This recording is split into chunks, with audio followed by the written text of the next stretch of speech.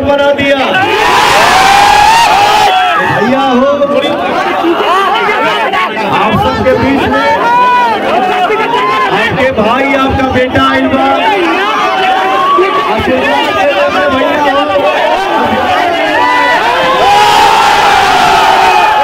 आप लोग दे रहे हो ना, आप लोग बनावत जरूर भरोसा कभी भी आपके बीच में नेता बन के खड़ा नहीं होगा। आपका भाई आपका बेटा बन के हमें